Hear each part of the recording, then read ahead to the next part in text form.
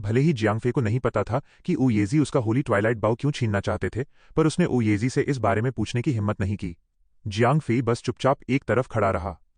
Young fellow, मैं तुमसे ये दोबारा पूछने जा रहा हूं, क्या तुम श्योर हो कि तुम पाथ ऑफ द हेवेंस पर चलना चाहते हो? ऊ येजी ने बहुत सीरियस होकर जियांग फे से यह सवाल पूछा। हाँ, मैं सर्टन हूं। जियांग फे ने भी उतना ही सीरियस होकर सिर हिलाया। ठीक है फिर, अगर ऐसी बात है तो मैं तुम्हारा रास्ता नहीं रोकूंगा। आज से तुम मेरे ऑफिशियल सक्सेसर हो। ऊ येजी ने सिर हिलाकर एक छोटा कॉल्ड्रन निकाला। ये तो जियांग फे बहुत एक्साइटेड हो गया। वो बिना पूछे ही समझ गया था कि ऊ येजी के हाथ में जो छोटा कॉल्ड्रन है वो कॉल्ड्रन्स ऑफ द एंशिएंट किंगडम में से एक है। ये कॉल्ड्रन ऑफ क्रिएशन है। डिवाइन ब्लैकस्मिथ्स की ट्रेडिशन के हिसाब से इसे हासिल करने के लिए तुम्हें खुद के बनाए एक होली इक्विपमेंट को सैक्रिफाइस करना होगा। अगर तुम मानते हो तो तुम्हारा बनाया हुआ बो इस कॉल्ड्रन ऑफ क्रिएशन के लिए एक सैक्रिफाइस की तरह इस्तेमाल होगा। ऊ येजी ने समझाया। मैं तैयार हूं। जियांग फे के पास अब झिझकने का कोई रीजन नहीं था। भले ही होली ट्वाइलाइट बॉ बहुत वैल्यूबल था, पर वो खुद इसे यूज नहीं कर सकता था। अगर एक cauldron of the ancient kingdom के बदले उसे ये देना पड़ रहा था तो वो खुशी खुशी ऐसा करने को तैयार था। ठीक है, ऊ येजी ने सिर हिलाया। जियांग फे का बनाया हुआ होली ट्वाइलाइट बो अब ऊ येजी के हाथों में आ गया था। ब्राइट लाल रोशनी से चमकने वाला होली ट्वाइलाइट बो ऊ येजी के हाथों में झिलमिलाया और एक बॉल ऑफ लाइट में बदल गया। ऊ येजी को उस होली इक्विपमेंट को मेल्ट करने के लिए किसी फर्नेस की जरूरत भी नहीं पड़ी। पलक झपकते ही 1 मीटर लंबा होली ट्वाइलाइट बॉल लाल रंग के रेडिएंट की एक बॉल बन चुका था। फिर ऊ येजी ने उसे कॉल्ड्रन ऑफ क्रिएशन के अंदर इन्फ्यूज कर दिया। बज़, कॉल्ड्रन ऑफ क्रिएशन से एक ब्राइट गोल्डन रोशनी निकली। वो रोशनी इतनी तेज थी कि जियांग फे उसे सीधा देख तक नहीं पा रहा था। थोड़ी देर बाद कॉल्ड्रन ऑफ क्रिएशन की रोशनी हल्की पड़ने लगी। फिर वो ऊ येजी के हाथों से उड़कर सीधे जियांग फे की तरफ आ गया। जियांग फे ने बिना सोचे समझे अपने हाथ आगे बढ़ा दिए और कॉल्ड्रन ऑफ क्रिएशन आराम से उसके हाथों पर लैंड कर गया। Cauldron of Creation, Special Item Holy Attribute. You will succeed at crafting with certainty, limited to the first 3 times each day. Remark 1. The Cauldron of Creation will take effect once you put it in your backpack. Remark 2. Once you die, the Cauldron of Creation will drop with certainty. Remark 3. Once other players with Cauldrons of the Ancient Kingdom are near, the 9 Cauldrons will be able to sense each other's presence. ये तो Jiang Fei ने disbelief के साथ अपने हाथों में रखे cauldron of creation को देखा। भले ही कॉल्ड्रन ऑफ क्रिएशन कोई एडिशनल एट्रीब्यूट्स नहीं दे रहा था, पर इसका ओरिजिनल एट्रीब्यूट कहीं ज्यादा पावरफुल था। रोजाना क्राफ्टिंग में 3 बार 100% सक्सेस मिलना एक गॉडली एट्रीब्यूट था। ज्यादातर हाई टियर रेसिपीज के यूजेस बहुत लिमिटेड होते थे। उनमें से ज्यादातर तो बिना किसी सक्सेसफुल क्राफ्ट के ही वेस्ट हो जाती थीं। लेकिन अब कॉल्ड्रन ऑफ क्रिएशन के आ जाने से जियांग फे हाई टियर रेसिपीज का यूज करते हुए सर्टेन सक्सेस के साथ इक्विपमेंट बना सकता था। भले ही वो कम क्वांटिटी में इक्विपमेंट बना पाता, पर वो सारे के सारे इनक्रेडिबल होने वाले थे। ठीक है, ये कॉल्ड्रन ऑफ क्रिएशन अब तुम्हारा है। अब अपना ख्याल रखना। ऊ येजी ने सिर हिलाया। टीचर, भले ही मुझे कॉल्ड्रन ऑफ क्रिएशन मिल गया है, पर मेरे पास कोई अच्छी रेसिपीज नहीं है, जियांग फे ने ऊ येजी से कहा। शुरू में उसके पास ट्वाइलाइट बो की रेसिपी थी, पर अब जब वो क्राफ्टिंग के अपने लिमिटेड चांसेस खत्म कर चुका था तो उसे उम्मीद थी कि ऊ येजी उसे कुछ और रेसिपीज दे देंगे। मैं अभी तुम्हें रेसिपीज नहीं दे सकता, लेकिन तुम ऑगस्टस से मिल सकते हो। उसे जाकर कहना कि वो जो रेसिपीज मुझे ओ करता है वो मेरी जगह तुम्हें दे दे, ऊ येजी ने कहा और गायब हो गए। है, जियांग फी ने ब्लैंकली अपने सामने की खाली जगह को देखा। उसके मिस्टीरियस टीचर सच में बहुत अनप्रिडिक्टेबल थे। वो जियांग फे को अपनी बात कहने का एक मौका दिए बिना ही चले गए। खैर, जियांग फे को तीसरा cauldron of the ancient kingdom मिल ही गया था। ऊपर से जियांग फे जानता था कि कॉल्ड्रन ऑफ इंटेलिजेंस अब फ्री विल के हाथों में है। भले ही वो बंदा लाइट फैक्शन की टेरिटरी में रहता था, पर उसे कभी न कभी जियांग फे वाले ही कंपटीशन में हिस्सा लेना पड़ेगा। इसलिए जियांग फे को पूरा कॉन्फिडेंस था कि वो पीवीपी अरीना में free will say cauldron of intelligence छीन लेगा। क्योंकि फ्री विल एक प्रोफेशनल प्लेयर था, इसलिए उसे पैसे कमाने के लिए कॉम्पिटिशन्स में पार्टिसिपेट करना ही था। इसलिए जियांग फे को इस बात की कोई टेंशन नहीं थी कि वो कॉल्ड्रन के चक्कर में कॉम्पिटिशन छोड़ देगा। इन प्रोफेशनल प्लेयर्स के लिए गेम में हार जीत ज्यादा मैटर नहीं करती थी। उनका इकलौता ऑब्जेक्टिव बस कॉम्पिटिशन्स में हिस्सा लेकर अपने फैंस का सपोर्ट जीतना होता था। यही एक तरीका था जिससे फैंस उन पर पैसे खर्च करने को तैयार होते। इसलिए भले ही फ्री विल को पता हो कि कॉम्पिटिशन में हिस्सा लेने का मतलब अपना कॉल्ड्रन ऑफ इंटेलिजेंस खोना हो सकता है, फिर भी वो पार्टिसिपेट करेगा और अपना बेस्ट देगा। जब तक वो एक बढ़िया शो दिखाता, वो कॉल्ड्रन हारने के बाद भी अपने फैंस का सपोर्ट और एम्पैथी जीत ही लेता। इससे उसकी अर्निंग्स में भारी इजाफा होगा, जो उसके लिए बाकी किसी भी चीज से ज्यादा इंपॉर्टेंट था। ऊ येजी के जाने के बाद जियांग फे ने थोड़ा टाइम निकालकर हाई टियर डिवाइन ब्लैकस्मिथ बनने के बाद मिले अपने नए एट्रीब्यूट्स चेक किए। हाई टियर डिवाइन ब्लैकस्मिथ तक पहुंचने के बाद जियांग फे का इंस्टेंट आइस बर्स्ट अब आइस स्मिथ में बदल चुका था। हालांकि इस स्किल ने अपनी अटैक एबिलिटी खो दी थी और ये पूरी तरह से एक प्रोफेशन स्किल बन गया था, लेकिन असेंडेड अपग्रेड बोनस रेट में अच्छा खासा उछाल आया था। इससे रेडिएंट रेस को कैप्चर करने में जियांग फे के सक्सेस के चांसेस काफी बढ़ गए थे। साथ ही जियांग फे को एक एक्स्ट्रा साइड प्रोफेशन भी मिल गया था। जो एनग्रेवर प्रोफेशन उसे पिछली बार छोड़ना पड़ा था, वो अब उसकी प्रोफेशन लिस्ट में ऐड हो गया था। अब जियांग फे ना सिर्फ इक्विपमेंट और वेपन्स को क्राफ्ट कर सकता था, बल्कि वो उन्हें एनहांस और एनग्रेव भी कर सकता था। और तो और, एक एनग्रेवर को एनग्रेविंग के लिए इक्विपमेंट और वेपन्स में छेद बनाने के लिए रेसिपीज की जरूरत नहीं पड़ती थी। जियांग फे अब खुद के बनाए इक्विपमेंट और वेपन्स पर ज्वेलरी एनग्रेव कर सकता था। पोप स्टूम को लूटने के टाइम से जियांग फे के हाथ बहुत सारी ज्वेलरी लगी थी, पर क्योंकि हर इक्विपमेंट में एनग्रेविंग होल्स नहीं होते थे, इसलिए जियांग फे को ये सारी ज्वेलरी अपनी स्टोरेज में रखनी पड़ी थी। अब जबकि जियांग फे के पास एक एनग्रेवर की एबिलिटीज आ चुकी थीं, वो आखिरकार अपनी जमा की हुई इस ज्वेलरी का इस्तेमाल कर सकता था। जियांग फे ने रेजिस्टेंस वाली कुछ ज्वेलरी चुनी और उन्हें अपने खुद के इक्विपमेंट पर एनग्रेव कर लिया। ये ज्वेलरी मोस्टली उसे मूवमेंट लिमिटेशंस और स्टन इफेक्ट्स के खिलाफ रेजिस्टेंस देती थीं। क्योंकि जियांग फे के पास पहले से ही कमाल के अटैक और डिफेंस एट्रीब्यूट्स थे, इसलिए वाइटैलिटी या स्ट्रेंथ एट्रीब्यूट्स वाली ज्वेलरी को एनग्रेव करने का काम सिर्फ दिखावे के लिए होता। जियांग फे जानता था कि उसकी सबसे बड़ी वीकनेस डिसेबलिंग स्किल्स के खिलाफ रेजिस्टेंस ना होना है।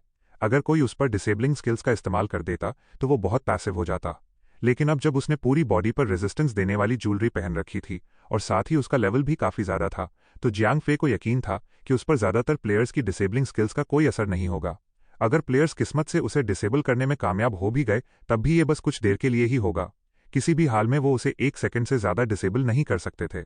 एनग्रेविंग का काम खत्म करने के बाद जियांग फे ने टाइम देखा। गेम से लॉग आउट करने का टाइम लगभग हो चुका था, इसलिए उसने खुद को बाकी कामों में बिजी नहीं किया। उसने अपने बनाए हुए ट्वाइलाइट बोज लेडी कैसानोवा को दे दिए ताकि वो उन्हें गिल्ड के सबसे पावरफुल मेंबर्स में बांट सके। फिर जियांग फे ने एंशिएंट हेवन पियर्सिंग ट्वाइलाइट बोज को अपनी स्टोरेज में रख दिया, क्योंकि गिल्ड में कोई खास स्ट्रॉन्ग आर्चर्स नहीं थे। गेम से लॉग आउट करने के बाद जियांग फे ने तुरंत साउथ पोल की अपनी जर्नी शुरू नहीं की। इसके बजाय वो जंगल में अपनी नई मिली पावर्स के साथ खुद को फेमिलियराइज करने लगा। उस वक्त जियांग फे का एनर्जी लेवल पिनिकल लेवल 4 के बहुत करीब था। उसकी कंबाइंड कैपेबिलिटी तो पिनिकल लेवल 4 तक पहुंच भी चुकी थी। जब तक वो चाइना के मार्शल आर्टिस्ट्स या उन दूसरे मेटा ह्यूमन से नहीं लड़ता जिन्होंने इसी लेवल तक पहुंचने के लिए सालों ट्रेनिंग की थी, तब तक जियांग फे को किसी से डर नहीं था। उसे अब म्यूटेंट्स या लाइकेंथ्रोप्स जैसे पिनिकल लेवल 4 के मेटा ह्यूमन से लड़ने में कोई डर नहीं लगता था, जिन्हें अपनी एबिलिटीज सिर्फ अपनी एंसेस्ट्री की वजह से मिली थीं। अपनी नई पावर्स की जल्दी आदत डालने के लिए जियांग फे ने अपने आसपास की हर चीज पर अटैक करके ट्रेनिंग शुरू कर दी। उसके आसपास की सारी चीजें उसके ट्रेनिंग टारगेट्स बन चुकी थीं। एक दिन की ट्रेनिंग के बाद जियांग फे बस कुछ ही मील का सफर तय कर पाया था, लेकिन वो अपनी नई पावर्स को इस्तेमाल करने में काफी कंफर्टेबल हो गया था। रात होने तक जियांग फे ने 0541 को किसी भी इमरजेंसी में उसे अलर्ट करने का इंस्ट्रक्शन दिया और एक बार फिर गेम में लॉग इन कर लिया। गेम में वापस आने के बाद जियांग फे सबसे पहले सिटी ऑफ सिनर्स गया और पीवीपी अरीना में 2 मैचेस में हिस्सा लिया।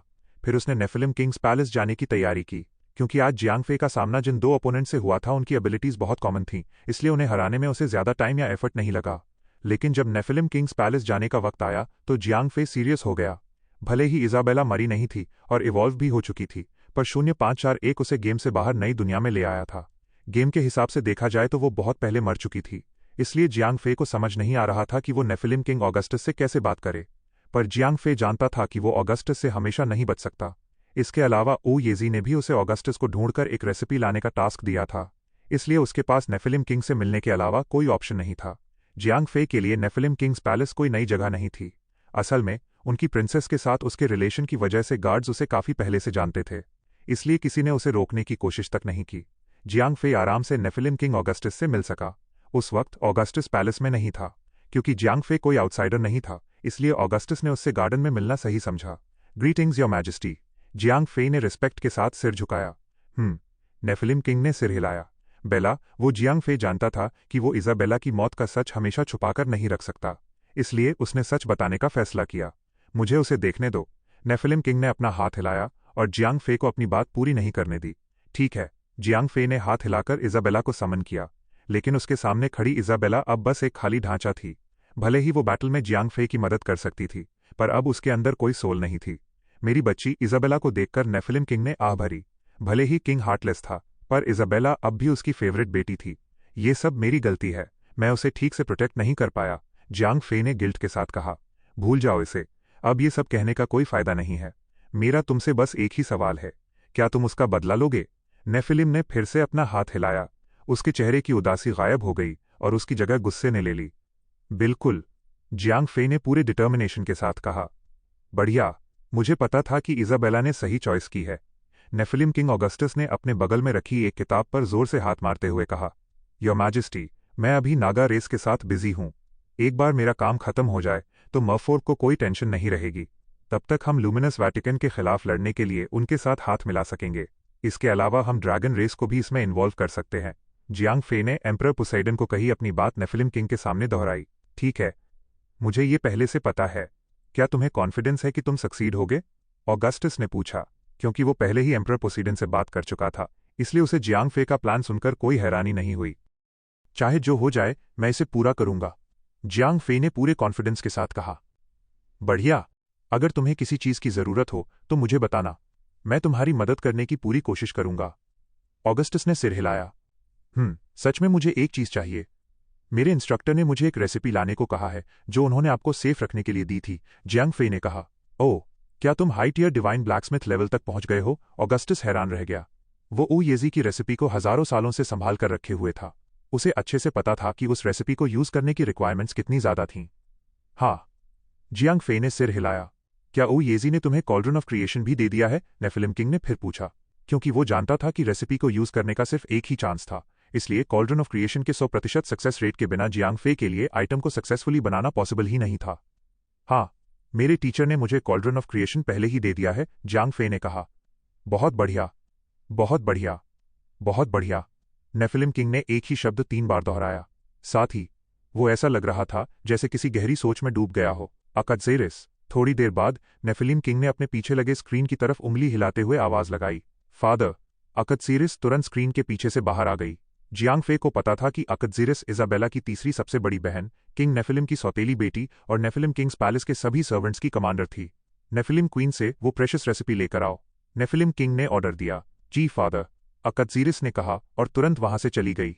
जियांग फे ने करीब 20 मिनट तक नेफिलिम किंग से बात की, जिसके बाद अकदजेरिस एक गोल्डन ट्रे पर एक स्क्रोल लेकर वापस आ गई। अकदजेरिस पहले स्क्रोल लेकर नेफिलिम किंग की तरफ गई, लेकिन नेफिलिम ने उसे जियांग फे के पास जाने का इशारा किया। क्या यही वो स्क्रोल है? जियांग फे ने स्क्रोल पकड़ने के लिए हाथ बढ़ाते हुए पूछा। वहीं रुको, नेफिलिम किंग ने अचानक आवाज लगाई। जियांग फे हैरान रह गया। उसे समझ नहीं आया कि नेफिलिम किंग क्या करने वाला था। वर्डियर ग्लाइडर, भले ही तुम्हारे और इजाबेला के रिलेशनशिप को कभी ओपनली क्लैरिफाई नहीं किया गया, पर पूरी नेफिलिम रेस और यहां तक कि डार्क फैक्शन भी जानता है कि तुम मेरे सन इन लॉ हो। क्या तुम इस बात को मानते हो? नेफिलिम किंग ने अचानक पूछा। हाँ, मैं मानता हूं। अगर उससे ये पहले पूछा जाता तो शायद जियांग फे इस बात से बचने की कोशिश करता, लेकिन जब से इजाबेला ने जियांग फे के लिए अपनी जान कुर्बान की थी, उसने इजाबेला को एक्सेप्ट करने का फैसला कर लिया था। इसलिए उसने बिना झिझके सवाल का जवाब दे दिया। ये तो बहुत बढ़िया है, क्योंकि तुम खुद को मेरा सन इन लॉ मानते हो, और अब जबकि इजाबेला मर चुकी है तो मैं अपनी एक और अनमैरिड बेटी तुम्हें सौंपता हूं। अकदजेरिस से शादी करने के बारे में तुम्हारा क्या ख्याल है? अगर तुम राजी हो तो मैं तुम्हें अकदजेरिस और स्क्रोल दोनों दे दूंगा, नेफिलिम किंग ने कहा। जियांग फे सदमे में आ गया। उसे समझ नहीं आ रहा था कि नेफिलिम किंग ने अचानक ये सब क्यों कहा। नेफिलिम किंग का इंटेंशन बिल्कुल क्लियर था। वो मिस्टीरियस रेसिपी और अकदजेरिस एक पैकेज डील की तरह थे। अगर जियांग फे को रेसिपी चाहिए थी तो उसे अकदजेरिस को भी साथ ले जाना होगा, नहीं तो उसे दोनों में से कुछ नहीं मिलेगा। हे आफे, अकदजेरिस भले ही मेरी सौतेली बेटी है, पर उसके अंदर एक सक्यूबस का खून है और इसलिए वो इजाबेला से भी ज्यादा खूबसूरत दिखती है। इसके अलावा उसकी कैपेबिलिटीज लोअर ओवरलॉर्ड लेवल तक पहुंच चुकी हैं। अगर तुम मान जाते हो तो मैं उसे एक होली आइटम भी दूंगा ताकि उसकी बैटल पावर ज्यादातर मिडिल ओवरलॉर्ड से भी स्ट्रांग हो जाए। आगे चलकर वो तुम्हारी बहुत मदद कर पाएगी। जियांग फे को झिझकता देख नेफिलिम किंग ने आगे कहा। जियांग फे अभी भी बहुत हेजिटेंट था। डिंग। The Nephilim King Augustus has forcefully changed your pet contract. Ding. The pet contract between you and Isabella has been removed. Ding. Akadzeris has signed the deadly attachment contract with you. इससे पहले कि Jiang फे Nephilim king को मना कर पाता, Nephilim king ने Jiang फे और इजाबेला के बीच का कॉन्ट्रैक्ट पहले ही बदल दिया था। क्योंकि ऑगस्टस एक सेलेस्टियल बीइंग था, उसके पास बहुत सारे पावरफुल राइट्स थे। ऊपर से वो इजाबेला का पिता और नेफिलिम रेस का लीडर भी था, इसलिए वो जियांग फे की मर्जी के बिना इस तरह का कॉन्ट्रैक्ट बदल सकता था। सिस्टम ने मान लिया था कि अकदजेरिस अब इजाबेला की रिप्लेसमेंट है। इसके अलावा नए कॉन्ट्रैक्ट का पूरा फायदा प्लेयर को ही हो रहा था, क्योंकि ऑगस्टस के पास ये नए बदलाव करने का लीगल राइट था।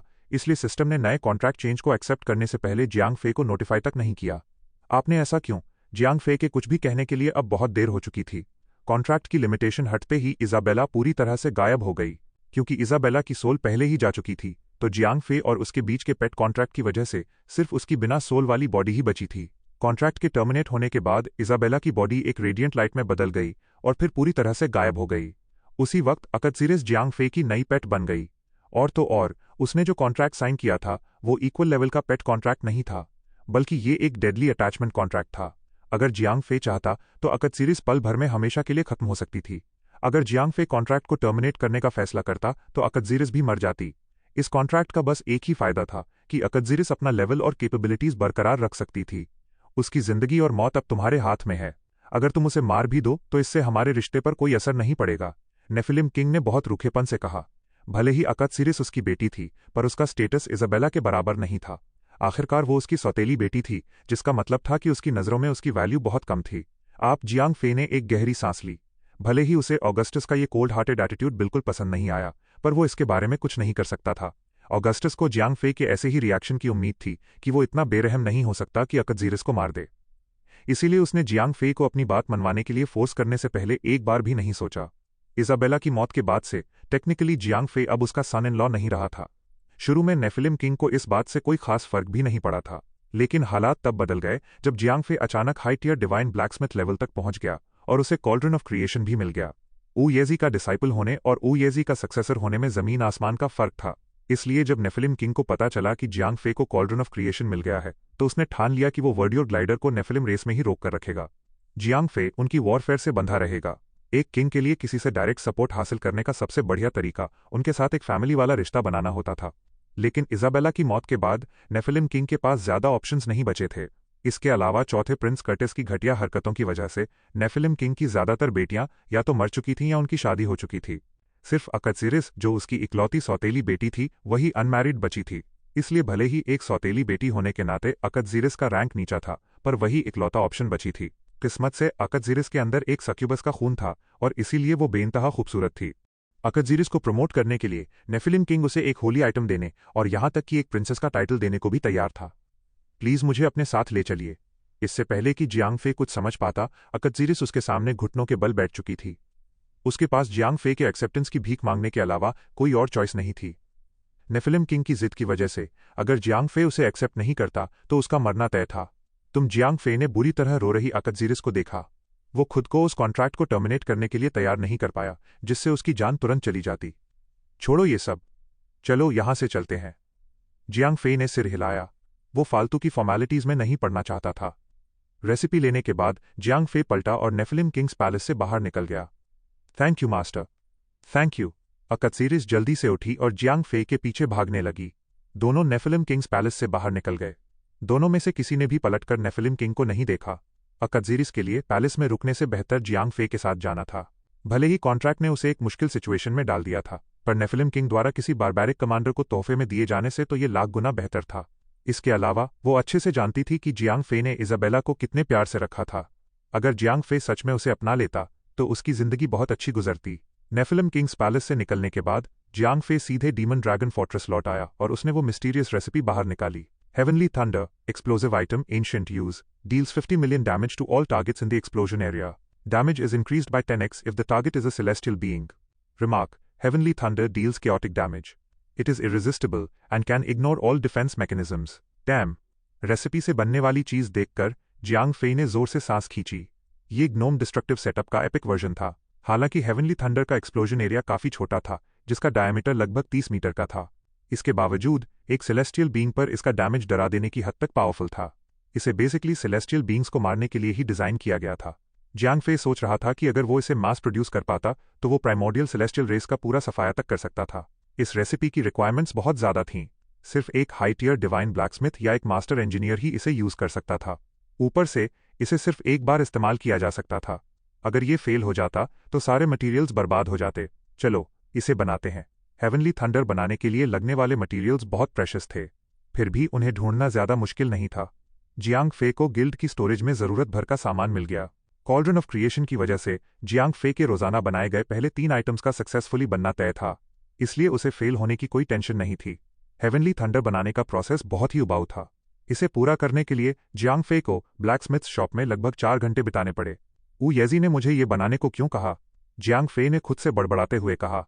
मास्टर, आप थक गए होंगे, ये लीजिए, पानी पी लीजिए। अकदजीरिस ने जियांग फे को पानी का कप देते हुए उसका पसीना पोंछा। इसे वहां रख दो। जियांग फे ने अकदजीरिस को खुद से दूर किया। भले ही नेफिलिम किंग ने जबरदस्ती कॉन्ट्रैक्ट बदलकर इजाबेला की बिना सोल वाली बॉडी की जगह किसी और को दे दी थी, पर जियांग फे उसके साथ वैसा बर्ताव नहीं कर सकता था जैसा वो इजाबेला के साथ करता था। इसके अलावा अकदजीरिस ने प्यार या लगाव की वजह से जियांग फे का पसीना नहीं पोंछा था। ये बस उसकी पेट और सर्वेंट होने के नाते उसकी ड्यूटी थी। जियांग फे के साथ उसका रिश्ता लवर्स वाला नहीं था, बल्कि ये एक मास्टर और सर्वेंट का रिश्ता था। हालांकि अकटजीरिस की आंखें तेज चमक रही थीं। कोई नहीं जानता था कि उसकी असली फीलिंग्स क्या थीं। हेवनली थंडर को संभालकर रखने के बाद जियांग फे ने अकटजीरिस से थोड़ी देर बात की। जियांग फे ने साफ कर दिया कि वो अकटजीरिस को किसी स्लेव या सर्वेंट की तरह ट्रीट नहीं करेगा, लेकिन वो उससे शादी भी नहीं करेगा जैसा नेफिलिम किंग चाहते थे। वो बस उसे अपनी फ्रेंड और यहां तक कि एक बड़ी बहन की तरह मानेगा। क्योंकि अकटजीरिस ने जियांग फे के साथ वो स्ट्रिक्ट कॉन्ट्रैक्ट साइन किया था, इसलिए उसमें ओपनली उसे मना करने की हिम्मत नहीं थी। फिर भी उसने एक लफ्ज भी नहीं कहा। उसकी आंखें तेज चमक रही थीं, जैसे उसके दिमाग में कुछ चल रहा हो। जियांग फे के आसपास पहले ही बहुत कम लड़कियां थीं। गेम और रियल लाइफ की फीमेल फिगर्स ने जियांग फे को काफी कुछ सिखा दिया था। अब भले ही जियांग फे रोमांस में कोई एक्सपर्ट नहीं था, पर कम से कम औरतों के सामने वो अब ज्यादा कंपोज्ड रहता था। अकटजीरिस के साथ बातें क्लियर करने के बाद जियांग फे बहुत ज्यादा रिलैक्स्ड फील कर रहा था। भले ही उसे जबरदस्ती एक और लड़की के साथ रहना पड़ रहा था, पर उसकी पेट के रूप में अकटजीरिस के आ जाने से जियांग फे के लिए इजाबेला की कमी थोड़ी बहुत पूरी हो गई थी। उसके होने से ना सिर्फ जियांग फे की ओवरऑल बैटल पावर बढ़ गई थी, बल्कि वो एक एनसाइक्लोपीडिया की तरह भी थी, क्योंकि उसे गेम के बारे में बहुत नॉलेज थी और वो जियांग फे के ज्यादातर सवालों के जवाब दे सकती थी। अकटजीरिस से बात करने के बाद जियांग फे ने टाइम देखा। गेम से लॉग आउट करने में अब बस कुछ ही घंटे बचे थे, लेकिन उसने वापस नागा रेस के पास जाने की जल्दबाजी नहीं की। इसके बजाय उसने कुछ और ही सेटअप करने का फैसला किया। भले ही नेफिलिम और मर्फोक छुपकर एक साथ काम कर रहे थे, पर दोनों रेसेस अभी भी आने वाली बैटल की तैयारी कर रही थीं। पर जियांग फे लुमिनस वैटिकन को शांति से आगे नहीं बढ़ने देना चाहता था। उसका इरादा उनके लिए चीजें मैसअप करने का था, इसलिए उसने अपना एक और ट्रम्प कार्ड इस्तेमाल किया। अगर वो लुमिनस वैटिकन को कमजोर नहीं भी कर पाता, तब भी उन्हें पूरी तरह से परेशान करने के लिए ये काफी था। बहुत जल्द जियांग फे के ड्रैगन गॉड के साथ मिलकर पोप स्टूम से चोरी करने की खबर उसकी मर्जी के मुताबिक हर जगह फैल गई। जियांग फे ने पोप स्टूम के अंदर के हिस्से को बिल्कुल एक्यूरेसी के साथ डिस्क्राइब किया था, खासकर फर्स्ट पोप के ममी ट्रैप वाले हिस्से को। जो लोग कभी वहां नहीं गए थे, उन्हें इसके बारे में पता ही नहीं हो सकता था, इसलिए जियांग फे की बातों पर बहुत आराम से भरोसा किया जा सकता था। असल में जियांग फे ने प्रूफ के तौर पर पोप स्टूम के कुछ खजाने भी दिखाए थे। इससे ये बात और भी सच लगने लगी थी कि वही इस चोरी का कल्प्रिट है। देखते ही देखते लुमिनस वैटिकन तक ये खबर पहुंच गई कि वर्डियोर ग्लाइडर ने पोप स्टूम को लूटा है। भले ही लुमिनस वैटिकन के बिलीवर्स गुस्से से पागल हो रहे थे, पर वो इसका कुछ नहीं कर सकते थे। पहला, नेफिलिम रेस का हिस्सा होने की वजह से जियांग फे पहले ही उनका जानी दुश्मन था। दूसरा, जब से इस लड़के ने सेंट ऑफ द लाइट को अपने प्यार में फंसाया था, तब से वो उनका मोस्ट वांटेड क्रिमिनल बन चुका था, इसलिए उसके लिए इससे बड़ी कोई सजा बची ही नहीं थी। भले ही जियांग फे मोस्ट वांटेड क्रिमिनल था, पर दूसरा रूमर्ड कल्प्रिट एक क्वेश्चनेबल स्टेट में था। ऐसा इसलिए क्योंकि पोप स्टूम को लूटने वाले जिस दूसरे इंसान की अफवाह उड़ी थी, वो ड्रैगन गॉड था। ड्रैगन रेस पहले से ही बहुत रूथलेस मानी जाती थी, तो फिर खुद ड्रैगन गॉड की तो बात ही क्या करनी। भले ही ड्रैगन गॉड और मून गॉड के बीच की अफवाह लुमिनस वैटिकन में एक फॉरबिडन टॉपिक था, पर लोगों को बातें करने से रोकना मुश्किल था, क्योंकि अफवाहें बहुत आसानी से फैल जाती हैं। इसलिए लुमिनस वैटिकन को समझ नहीं आ रहा था कि इस मामले को कैसे हैंडल करें। उनके पास बस एक ही ऑप्शन बचा था कि वो इस इंसिडेंट की रिपोर्ट डिवाइन लाइट गॉड को कर दें। जब डिवाइन लाइट गॉड ने ये खबर सुनी, तो वो लगभग पागल ही हो गया। वो पहले से ही गुस्से में उबल रहा था, जब वो ड्रैगन गॉड के बास्टर्ड बेटे को पकड़ने में फेल हो गया था। उसी के लिए उसने अपनी बहन मून गॉड को कैद करके रखने का फैसला किया था। अब जब ड्रैगन गॉड ने उसके प्रेडिसेसर का टूम लूट लिया था, तो ये सीधे सीधे उसके मुंह पर एक जोरदार तमाचा था। डिवाइन लाइट गॉड को ये जानने के लिए किसी इन्वेस्टिगेशन की जरूरत नहीं थी कि ये न्यूज़ सच है। पहली बात, ड्रैगन रेस अपने बिहेवियर्स के लिए पहले से ही इन्फेमस थी। उनकी रेस के सारे मेंबर्स पैसों और ट्रेजर्स के बहुत ग्रीडी थे, इसलिए यह सोचना एक बहुत रीजनेबल असम्पशन था कि ड्रैगन गॉड का भी यही मोटिव होगा। दूसरी बात, फर्स्ट पोप की मम्मी के हाथों ज्यादातर लोगों का मरना डेफिनेटली तय था। सिर्फ सेलेस्टियल बीइंग्स ही फर्स्ट पोप को आसानी से हरा सकते थे। नेफिलिम किंग समेत ज्यादातर सेलेस्टियल बीइंग्स ऐसा काम करके खुद को एम्बैरस नहीं करते, इसलिए कल्प्रिट ड्रैगन गॉड के अलावा कोई और हो ही नहीं सकता था। पहले डिवाइन लाइट गॉड को शक था कि इसमें ड्रैगन गॉड इन्वॉल्व हो सकता है, पर तब उसके पास कोई प्रूफ नहीं था। अब जबकि वर्डियो ग्लाइडर ने ओपनली एडमिट कर लिया था कि इसमें ड्रैगन गॉड का हाथ है, तो डिवाइन लाइट गॉड ईगरली अपने आदमियों को लेकर ड्रैगन रेस को कन्फ्रंट करने निकल पड़ा। जब नेफिलिम किंग और एम्परर पोसीडन को इस बारे में पता चला, तो वो खुशी से झूम उठे। भले ही सब जानते थे कि प्रोटोस रेस सीधे ड्रैगन रेस से हेड टू हेड पंगा नहीं लेगी, पर यह इंसिडेंट इतना डिस्गस्टिंग था कि प्रोटोस रेस अब कभी दोबारा ड्रैगन रेस के साथ एलाइज नहीं बनेगी।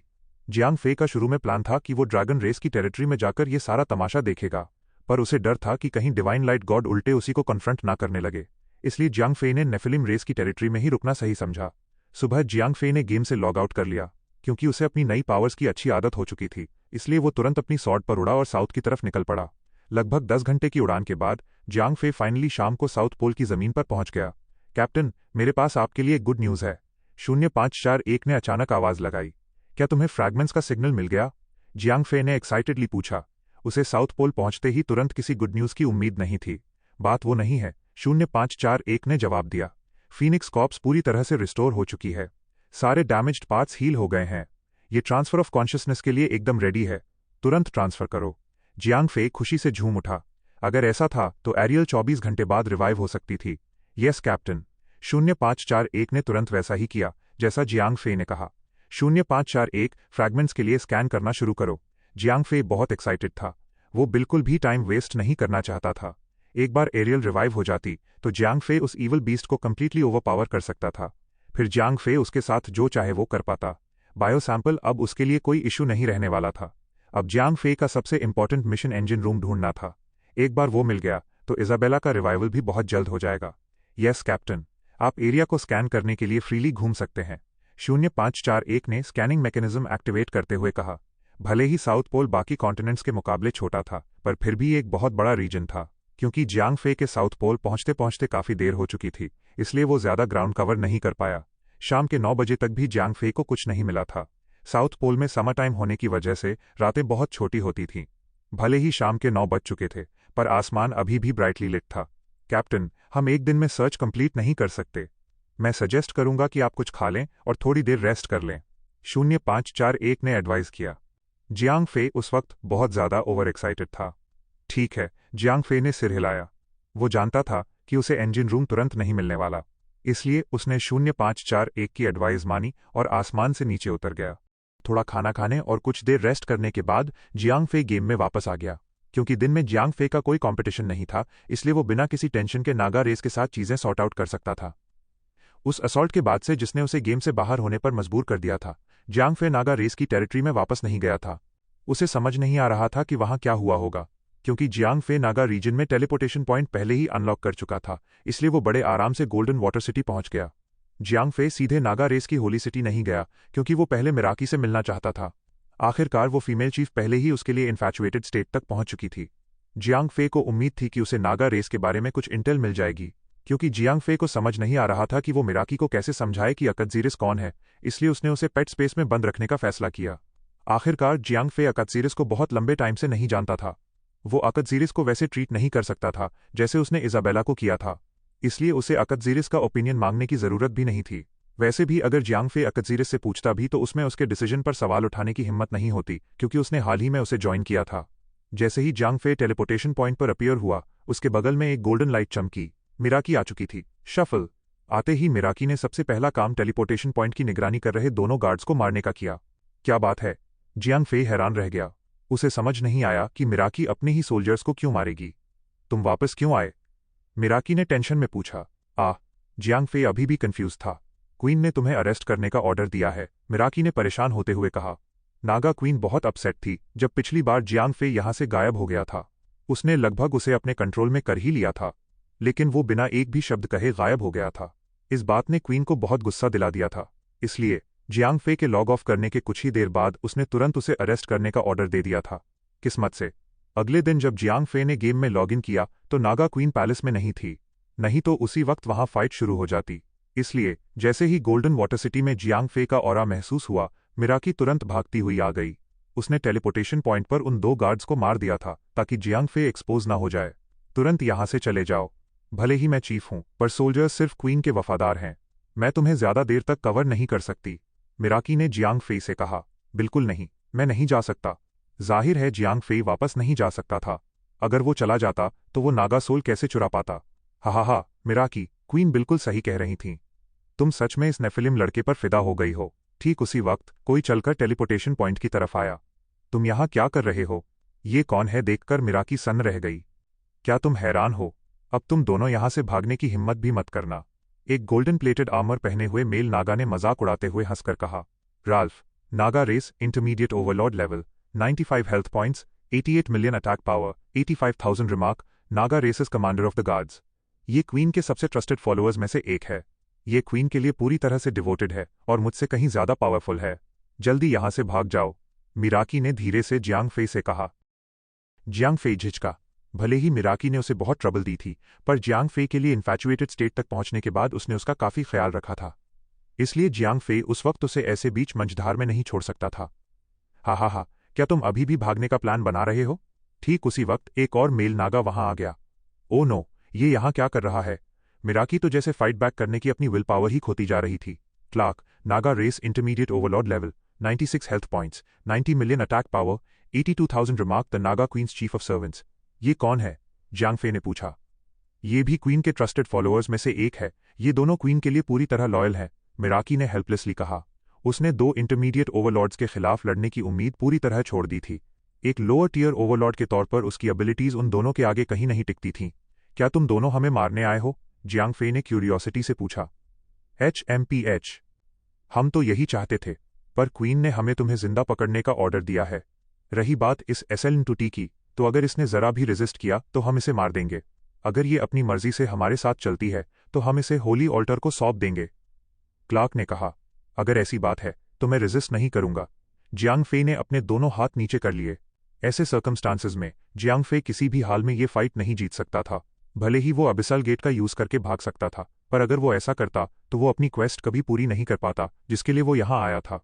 इसलिए जियांग फे ने नागा क्वीन से मिलने का फैसला किया ताकि वो देख सके कि वो उसके साथ क्या करने वाली है। जब तक उसके पास रोमियो का टाइटल था तब तक नागा क्वीन के उसे मारने के चांसेस बहुत कम थे। तुम दोनों काफी स्मार्ट हो, राल्फ ने ठंडे दिमाग से हंसते हुए कहा। फिर उसने जियांग फे और मिराकी की तरफ इशारा किया, जिन्होंने जरा भी रेजिस्ट नहीं किया था और अब वो उन्हें बांध चुका था। चलो चलें। क्लार्क ने राल्फ को देखकर सिर हिलाया। उन्होंने एक एक को पकड़ा और टेलीपोर्टेशन पॉइंट के अंदर चले गए। उनके साथ आए सोल्जर्स ने जल्दी से टेलीपोर्टेशन पॉइंट को एक्टिवेट कर दिया, जिसने जल्द ही उन चारों को होली नागा सिटी ऑफ डिकारियोआ भेज दिया। डिकारियोआ पहुंचने के बाद क्लार्क और राल्फ अलग अलग रास्तों पर निकल गए। जहां राल्फ मिराकी को होली ऑल्टर ले गया, वहीं क्लार्क जियांग फे को पैलेस ले आया। माय क्वीन, मैं आपके लिए नेफिलिम के एनवॉय को ले आया हूं, क्लार्क ने पैलेस के बाहर से चिल्लाकर कहा। उसे खुद अंदर आने दो। बड़े से पैलेस के अंदर से एक सुस्त सी आवाज आई। Yes my queen. क्लार्क ने जियांग फे पर लगा बाइंडिंग स्पेल हटाया और उसे पीछे से एक धक्का दिया। जियांग फे लड़खड़ाता हुआ सीधे उस बड़े पैलेस के अंदर चला गया। हे क्वीन, हम फिर मिल गए। जियांग फे ने सिल्क स्क्रीन के पीछे लेटी नागा क्वीन मोनिका को देखकर स्माइल किया। लिटिल हैंडसम, पिछली बार तो तुम बहुत जल्दी भाग गए थे, इस बार कैसे भागने का प्लान है? मोनिका की आवाज में अभी भी सुस्ती थी। जियांग फे समझ नहीं पा रहा था कि उसकी बात सुनकर उसके दिमाग में क्या चल रहा है। वो एक एक्सीडेंट था। मुझ पर अटैक हो गया था, इसलिए मुझे चीजें सॉर्ट आउट करनी पड़ी, जियांग फे ने कहा। अटैक? मेरे पैलेस में तुम पर अटैक करने की हिम्मत किसकी हुई? लिटिल हैंडसम, बेहतर होगा तुम मुझे कोई सैटिस्फाइंग आंसर दो। मोनिका की आवाज अचानक बहुत स्ट्रिक्ट हो गई। ये जियांग फे स्पीचलेस रह गया। उसे समझ नहीं आ रहा था कि वो खुद को कैसे एक्सप्लेन करे। ऐसा लग रहा था कि क्वीन ये समझने के काबिल ही नहीं थी कि कैसे एक्सपेरिमेंटल लेबोरेटरी के लोगों ने उसे कंट्रोल किया था। दूसरी तरफ जियांग फे उसे रियल वर्ल्ड और गेम के बीच का रिलेशन नहीं समझा सकता था।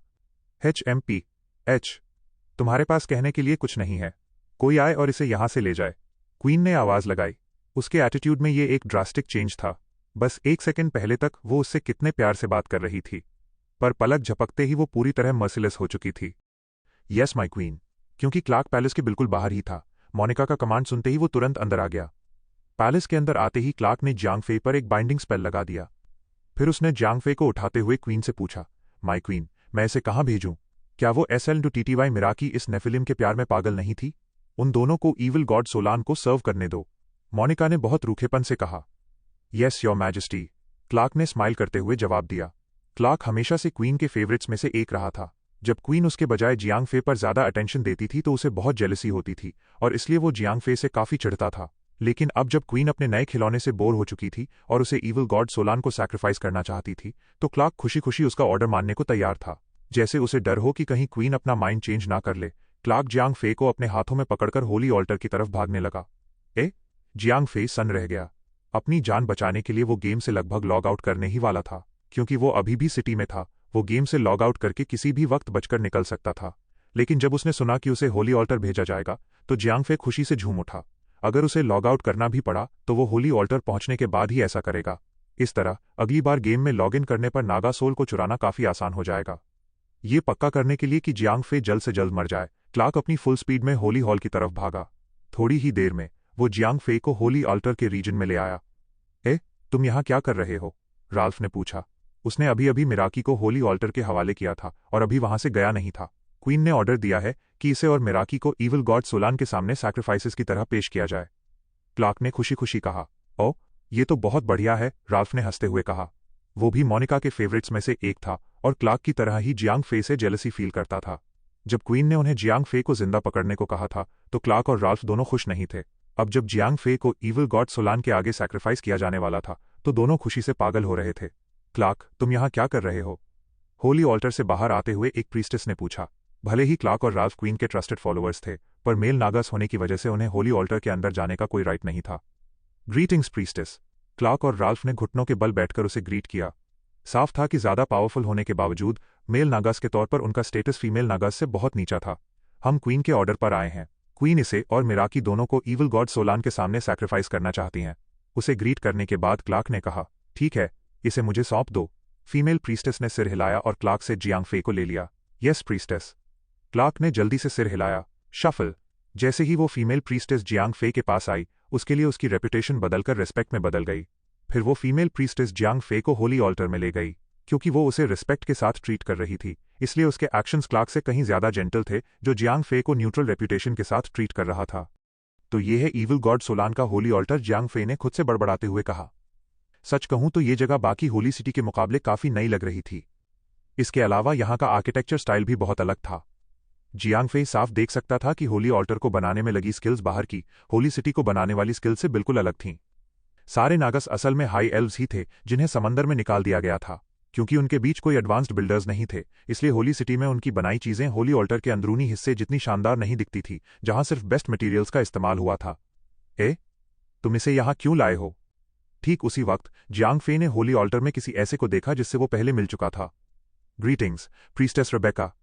क्वीन इसे भी सैक्रिफाइस करना चाहती हैं। जियांग फे को ऑल्टर तक लाने वाली उस फीमेल प्रीस्टेस ने पूरी रिस्पेक्ट के साथ प्रीस्टेस रेबेका को ग्रीट किया। आखिरकार रेबेका 12 मेन प्रीस्टेसेस में से एक थी। हे, मुझे उम्मीद नहीं थी कि हम इस तरह मिलेंगे। जियांग फे ने रेबेका को देखकर स्माइल किया। भले ही पहले हमारी अच्छी बातचीत हुई थी, पर बदकिस्मती से होली ऑल्टर के रूल्स नहीं बदले जा सकते। होली ऑल्टर में आने वाले सभी मेल्स को सैक्रिफाइस करना ही होता है। मैं इस बार तुम्हारी मदद नहीं कर सकती। रेबेका ने सिर हिलाया। रास्ते में जियांग फे को मिलने वाली बाकी सभी फीमेल प्रीस्टेसेस के साथ भी ऐसा ही हुआ। भले ही उसके लिए उनकी रेपुटेशन बदलकर रिस्पेक्ट हो गई थी, पर फिर भी वो जियांग फे के लिए होली ऑल्टर के रूल्स के खिलाफ नहीं जा सकती थी। हे, कोई बात नहीं, जियांग फे ने सिर हिलाया। अब उसका मेन ऑब्जेक्टिव नागा सोल को ढूंढना था। एक बार वो मिल जाए तो वो गेम से लॉग आउट कर पाएगा। इसलिए चलते वक्त जियांग फे आसपास देखता रहा। उसे सैक्रिफाइस किए जाने की जरा भी टेंशन नहीं थी। बहुत जल्द जियांग फे को एक बहुत बड़े हॉल में लाया गया। वो देख सकता था कि मिराकी को एक खंभे से बांधा हुआ था। तुम भी यहाँ क्यों आ गए? जियांग फे को देखकर मिराकी एकदम शॉक्ड रह गई। वो अपना फेट पहले से जानती थी, पर उसे उम्मीद नहीं थी कि जियांग फे को भी यहाँ लाया जाएगा। अब आगे क्या होने वाला था, ये सोचकर ही उसे और भी बुरा लग रहा था। हे, ये कोई बड़ी बात नहीं है। जियांग फे ने कंधे उचकाए, क्योंकि उसने उस बड़े हॉल के बिल्कुल बीचों बीच रखे एक ऑल्टर पर एक जानी पहचानी जूअल को तेज चमकते हुए देख लिया था। वो जूअल बिल्कुल जियांग फे के पास मौजूद रेप्लिका जैसी दिख रही थी। जियांग फे को पक्का यकीन हो गया कि यही वो नागा सोल है जिसकी उसे तलाश थी। छोड़ो, शायद ये एक ब्लेसिंग ही है कि मैं तुम्हारे साथ मर सकती हूँ। मिराकी ने गहरी सांस ली। जब से उसके लिए उसकी रेप्यूटेशन इन्फैचुएटेड हुई थी, उसने पूरे दिल से जियांग फे को सर्व करने के अलावा और कुछ नहीं सोचा था। बहुत जल्द जियांग फे को भी मिराकी की तरह एक खंभे से बांध दिया गया। उन्हें ऑल्टर से ज्यादा दूर नहीं रखा गया था। जियांग फे अपने दिमाग में प्लान बना रहा था कि वो उस जूअल को कैसे झपट सकता है, क्योंकि अगली बार गेम में लॉगिन करने पर भी हॉल में गार्ड्स मौजूद होंगे, इसलिए उसे जल्द से जल्द वहां से निकलने का कोई तरीका ढूंढना होगा। मास्टर प्रीस्टेस आ चुकी हैं। ठीक उसी वक्त होली ऑल्टर की सबसे हाईएस्ट रैंक वाली प्रीस्टेस वहां पहुंच गई। जब जियांग फे ने अपना सिर घुमाया तो उसने देखा कि होली हॉल की कई और प्रीस्टेसेस भी वहां आ चुकी थीं। क्योंकि ईविल गॉड का सैक्रिफिशियल रिचुअल एक बहुत बड़ा इवेंट था, इसलिए सारी प्रीस्टेसेस आई हुई थीं। असल में प्रीस्टेसेस की गिनती कोई बहुत ज्यादा नहीं थी। मास्टर प्रीस्टेस और बाकी 12 मेन प्रीस्टेसेस के अलावा वहां करीब 20 छोटी प्रीस्टेसेस थीं। वो सब मिलाकर टोटल 50 से भी कम थीं। लेकिन उन 40 से ज्यादा प्रीस्टेसेस की कैपेबिलिटीज सच में शॉकिंग थीं। सबसे कॉमन छोटी प्रीस्टेस भी एक लोअर टियर ओवरलॉर्ड थी जिसका लेवल मिराकी के बराबर था। वहीं 12 मेन प्रीस्टेसेस इंटरमीडिएट ओवरलॉर्ड्स थीं और मास्टर प्रीस्टेस एक एडवांस्ड ओवरलॉर्ड थी। सैक्रिफाइस की तैयारी करो, मास्टर प्रीस्टेस ने आते ही आवाज लगाई। इन्हें होली वाटर से साफ करो। मास्टर प्रीस्टेस के लीड करने पर सारी प्रीस्टेसेस ने जियांग फे और मिराकी पर होली वाटर डालना शुरू कर दिया। शफल जैसे जैसे हर एक प्रीस्टेस जियांग फे पर होली वाटर डालने के लिए आगे आती, जियांग फे की बॉडी तेज चमकने लगती। बहुत जल्द 39 से ज्यादा प्रीस्टेसेस की उसके लिए रेप्यूटेशन रिस्पेक्ट लेवल तक पहुंच गई थी। आखिर में मास्टर प्रीस्टेस समेत सारी प्रीस्टेसेस जियांग फे को बहुत दया की नजरों से देखने लगीं। लेकिन रेप्यूटेशन का रिस्पेक्ट लेवल उनके लिए होली ऑल्टर के रूल्स बदलने के लिए काफी नहीं था। भले ही सारी प्रीस्टेसेस जियांग फे को मरने नहीं देना चाहती थीं, पर वो इस सैक्रिफिशियल इवेंट को रोकने भी नहीं वाली थीं। मिराकी को सैक्रिफिशियल ऑल्टर पर रखो। मास्टर प्रीस्टेस का कमांड मिलते ही दो मेन प्रीस्टेसेस मिराकी की तरफ बढ़ीं। वर्ड्योर ग्लाइडर मैं पहले जा रही हूं, मिराकी ने रोते हुए जियांग फे की आंखों में गहराई से देखा। रुको! जियांग फे अचानक जोर से चिल्लाया। शुरू में जियांग फे को मिराकी की मौत से कोई खास फर्क नहीं पड़ रहा था। वो पहले ही अपनी जान बचाने के लिए लॉग आउट करने का प्लान बना चुका था। लेकिन जब मिराकी रोई और उसने उसकी आंखों में वो दर्द देखा, तो जियांग फे को अचानक उस वक्त की याद आ गई जब एरियल और इजाबेला ने उसके लिए अपनी जान दी थी। क्या बात है? क्या तुम्हें कुछ कहना है? मास्टर प्रीस्टेस ने जियांग फे से पूछा। अगर वो कोई आम सैक्रिफिशियल बीइंग होता तो वो जरा भी नहीं झिझकती, लेकिन क्योंकि उसकी रेप्यूटेशन रिस्पेक्ट थी, इसलिए वो जियांग फे की बात सुनने को तैयार थी जब तक कि ये होली ऑल्टर के रूल्स के खिलाफ ना हो। मुझे पहले जाने दो, जियांग फे ने पूरे डिटर्मिनेशन के साथ कहा। इजाबेला की मौत के बाद से जियांग फे ने कसम खाई थी कि वो अब किसी और औरत को अपने लिए मरने नहीं देगा। ठीक है। मास्टर प्रीस्टेस ने थोड़ी देर चुप रहने के बाद जियांग फे की बात मान ली। नहीं, मुझे पहले जाने दो, मिराकी ने स्ट्रगल करते हुए चिल्लाकर कहा। लेकिन मास्टर प्रीस्टेस ने उसकी तरफ देखा तक नहीं। हमारे पीछे आओ। दो मेन प्रीस्टेसेस जियांग फे के पास आईं और उसे खंभे से खोल दिया। उन दोनों मेन प्रीस्टेसेस ने जियांग फे पर कोई स्पेल नहीं लगाया, क्योंकि वो उसे रिस्पेक्ट के साथ ट्रीट कर रही थीं, इसलिए जियांग फे को एक स्पेशल ट्रीटमेंट मिला। चलो, मुझे भी देखने दो कि ये सैक्रिफिशियल चीज आखिर है क्या, जियांग फे ने ईगली कहा। बहुत जल्द वो दोनों मेन प्रीस्टेसेस जियांग फे को सैक्रिफिशियल ऑल्टर पर ले आईं। इसके बाद मास्टर प्रीस्टेस के लीड करने पर बाकी प्रीस्टेसेस ने प्रेयर चांट करना शुरू कर दिया।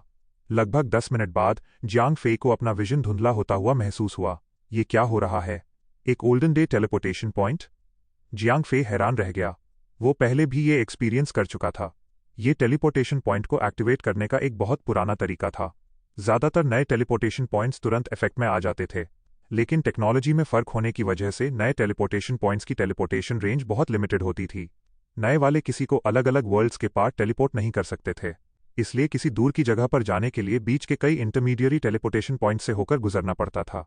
हालांकि एक एंशिएंट टेलीपोर्टेशन पॉइंट इस लिमिटेशन को बाईपास कर सकता था। इसके बस यही ड्रॉबैक्स थे कि इसका प्रोसेस बहुत उबाऊ था और इसे एक्टिवेट करने के लिए बहुत ज्यादा एनर्जी चाहिए होती थी। बस अगले 10 मिनट बाद जियांग फे के आसपास का स्पेस डिस्टॉर्ट होने लगा। अगले ही पल वो एक स्पेस ऑफ वॉइड में आ गया। हा, क्या मेरे स्लेव्स ने आखिरकार मुझे कोई नया खिलौना और खाना भेज दिया है? जब जियांग फे उस स्पेस ऑफ वॉइड में आया तो उसके कानों में एक आवाज गूंजी। कौन है वहां? जियांग फे हैरान था। वो महसूस कर सकता था कि उसका विजन वापस आ रहा है। जियांग फे जिस स्पेस में था वो कोई बहुत बड़ा नहीं था। ये लगभग 40 मीटर लंबे और चौड़े एक बॉक्स जैसा था। इसके अलावा आसपास की पूरी जगह बंद थी। वहां सिर्फ बीचों बीच वो पुराना टेलीपोर्टेशन पॉइंट था जिस पर जियांग फे खड़ा था। टैप टैप एक क्रीपी रेंगने की आवाज सुनाई दी। जियांग फे ने आखिरकार उस बोलने वाले को देख ही लिया। वो चीज किसी 10 मीटर लंबे जायंट स्क्विड जैसी दिख रही थी। हालांकि उसका मुंह नॉर्मल स्क्विड्स की तरह नीचे होने के बजाय उसके माथे पर था। अपने बड़े से मुंह में दांतों की 3 रोज के साथ वो और भी डरावना लग रहा था। और तो और जियांग फे को वहां अनगिनत स्केलेटन्स भी दिखे, जिनका ऊपरी हिस्सा इंसान जैसा और निचला हिस्सा सांप जैसा था। साफ था कि ये नगास की कॉप्सेस थीं। Evil God Solan, Ancient God, Intermediate Celestial Level, 110 health points, 880 million attack power, 1,500,000 remark, one of the ancient gods, the Naga race's god. Damn! True body? Jiang Fei को लगा था कि वो बस ईविल गॉड के किसी clone से मिलेगा। उसे उम्मीद नहीं थी कि उसका सामना सोलान की ट्रू बॉडी से होगा। हा, तुम तो असल में एक प्योर ब्लडेड हाई ह्यूमन हो। इस बार मुझे फाइनली कुछ अलग चखने को मिलेगा। ईविल गॉड सोलन ने जियांग फे को एग्जामिन करते हुए हंसकर कहा। डैम! अब मैं क्या करूं? जियांग फे ने शुरू में फाइट बैक करने का प्लान बनाया था जब उसने सबसे पहले सैक्रिफाइस होने की रिक्वेस्ट की थी, क्योंकि उसके पास हेवनली थंडर था। जियांग फे को उम्मीद थी कि वो हेवनली थंडर का यूज करेगा जो 10 गुना बूस्ट के बाद ईविल गॉड के क्लोन को 50 करोड़ का डैमेज देता। इस तरह जियांग फे के लिए क्लोन को हराना पॉसिबल हो जाता। लेकिन हालात कहीं ज्यादा मुश्किल हो गए थे। जियांग फे के सामने जो खड़ा था वो ईविल गॉड की ट्रू बॉडी थी, जिसके हेल्थ पॉइंट्स 90 करोड़ के करीब थे। अगर जियांग फे हेवनली थंडर को डेटोनेट कर भी देता तो भी वो सोलान को मार नहीं पाता। छोड़ो ये सब, मुझे कम से कम उसे थ्रेटन तो करना चाहिए, जियांग फे ने अपने मन में सोचा। इकलौती चीज जो सोलान को हर्ट कर सकती थी वो हेवनली थंडर था, इसलिए यही वो इकलौती चीज थी जिससे जियांग फे सोलान को डरा सकता था। मेरे पास मत आना, जियांग फे अपने हाथों में हेवनली थंडर पकड़े हुए जोर से चिल्लाया। Heavenly thunder? Evil God Solan हैरान रह गया। ये ह्यूमंस का वो फेम्ड आइटम था जिससे उन्होंने अनगिनत एंशिएंट गॉड्स को मारा था। भले ही मरने वाले ज्यादातर लोअर सेलेस्टियल्स थे, पर सोलन भी अभी सिर्फ एक इंटरमीडिएट सेलेस्टियल था जो ऐसे 2 से ज्यादा अटैक्स नहीं झेल सकता था। सबसे इंपॉर्टेंट बात यह थी कि हेवनली थंडर को बस एक सोच से एक्टिवेट किया जा सकता था। किसी को इसे पकड़ने की जरूरत भी नहीं थी। जब तक ये आइटम 50 मीटर के रेडियस में था, इसे बस एक सिंगल थॉट से डेटोनेट किया जा सकता था। अगर तुम एक कदम भी करीब आए तो मैं इसे डेटोनेट कर दूंगा, जियांग फे ने धमकी दी। उसे उम्मीद थी कि ईविल गॉड सोलन हर्ट होने से डरेगा। यंग मैन, क्या तुम्हें सच में लगता है कि तुम मुझे इससे डरा सकते हो? मैं यहां सील्ड हूं। मुझे चोट लगे या ना लगे, इससे मुझे कोई फर्क नहीं पड़ता। सोलान ठंडे दिमाग से हंसा, हालांकि वो जियांग फे के करीब नहीं आया। सिचुएशन काफी इंटरेस्टिंग हो गई थी। जियांग फे में असल में हेवनली थंडर को डेटोनेट करने की हिम्मत नहीं थी। पहली बात, बॉम्ब को डेटोनेट करने के बाद जियांग फे के पास सोलान को डराने का कोई और तरीका नहीं बचता। दूसरी बात, हेवनली थंडर सोलान को मारने के लिए काफी नहीं था। भले ही ईविल गॉड सोलान को चोट नहीं खानी थी, पर वो जियांग फे को जाने भी नहीं देना चाहता था। अगर सोलान का इस हाई ह्यूमन को खाने का कोई इरादा नहीं भी था, फिर भी एक ऐसे कमजोर इंसान से धमकी मिलना उसे अपनी बेइज्जती लग रही थी जो अभी तक सेलेस्टियल स्टेज तक भी नहीं पहुंचा था। सोलान का गुस्सा सिर्फ एक ही तरीके से शांत हो सकता था, और वो था जियांग फे को मारना। इसलिए पूरा कंट्रोल सोलान के हाथ में था। ये उसकी चॉइस थी कि वो इस हाई ह्यूमन को मारे या खुद पर अटैक होने से बचे। आखिर में फैसला सोलन को ही लेना था। कैप्टन, आप अपनी इनग्रेविंग एबिलिटी का इस्तेमाल करके अपनी चेस्ट में एक छेद बना सकते हैं और उसमें हेवनली थंडर डाल सकते हैं, 0541 ने अचानक कहा। मैं ऐसा कर सकता हूं? जियांग फे सन रह गया। नॉर्मल इनग्रेवर्स ऐसा नहीं कर सकते, लेकिन आप एक डिवाइन ब्लैकस्मिथ हैं, 0541 ने जवाब दिया। जब पिछली बार जियांग फे ने अंडरग्राउंड बेस को डिस्ट्रॉय किया था तो 0541 गेम के बारे में बहुत सारी इन्फॉर्मेशन निकालने में कामयाब हो गया था। हालांकि 0541 ने जियांग फे के गेम प्ले में इंटरफियर नहीं करने का फैसला किया था, लेकिन अब जब जियांग फे खतरे में था तो 0541 को कुछ न कुछ बोलना ही पड़ा। ठीक है, जियांग फे जानता था कि 0541 उसके साथ कोई चाल नहीं चलेगा, इसलिए जियांग फे ने तुरंत वैसा ही किया जैसा उसे बताया गया था। क्योंकि ईविल गॉड सोलान को सिर्फ जियांग फे के हाथ में मौजूद हेवनली थंडर की टेंशन थी और खुद जियांग फे की नहीं, इसलिए उसने जियांग फे पर कोई बाइंडिंग स्पेल नहीं लगाया। इससे जियांग फे को अपनी मर्जी से काम करने का मौका मिल गया। कुछ ही सेकंड्स के बाद जियांग फे ने अपनी चेस्ट में एक छेद बना लिया था, लेकिन सिर्फ इस काम की वजह से जियांग फे के 50% से भी ज्यादा हेल्थ पॉइंट्स जा चुके थे। चलो, जियांग फे ने हेवनली थंडर को अपनी चेस्ट पर एनग्रेव करने के लिए अपनी एनग्रेविंग स्किल एक्टिवेट कर दी। Ding, your heavenly thunder has disappeared. Ding, obtain skill heavens might.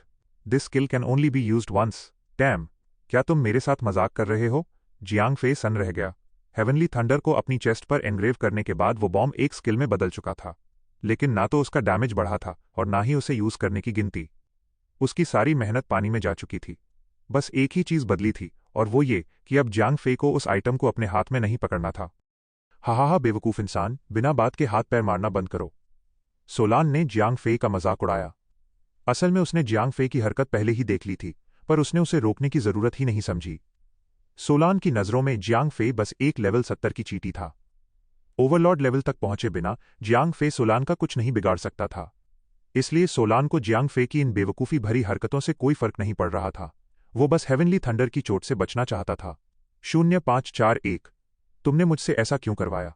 Jiang Fei ने अपने मन में पूछा। तुम छोटी सी चींटी, मैंने फैसला कर लिया है, क्योंकि इस सील्ड स्पेस में मेरा कोई और दुश्मन नहीं है, इसलिए मैं तुम्हें मार दूंगा, फिर चाहे इसके लिए मुझे खुद चोट क्यों ना खानी पड़े। सोलान ने अचानक जियांग फे को पकड़ लिया।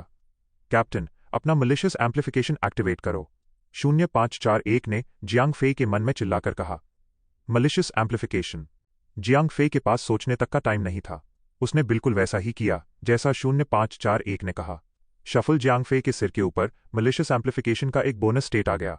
उसी वक्त evil God Solan Jiang Fei को पूरी तरह जकड़ चुका था। जियांग फे के पलटवार करने की एबिलिटी तुरंत खत्म हो गई। जियांग फे को पकड़ने के बाद ईविल गॉड सोलान का हाथ उसके मुंह की तरफ बढ़ने लगा। वो जियांग फे को जिंदा निगलना चाहता था।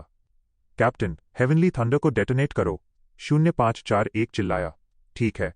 जियांग फे आखिरकार समझ गया कि 0541 क्या करने की कोशिश कर रहा था। हेवनली थंडर को अपनी चेस्ट पर एनग्रेव करने के बाद ऐसा लगा जैसे हेवनली थंडर की अटैक रेंज और अटैक पावर में जरा भी बदलाव नहीं आया था।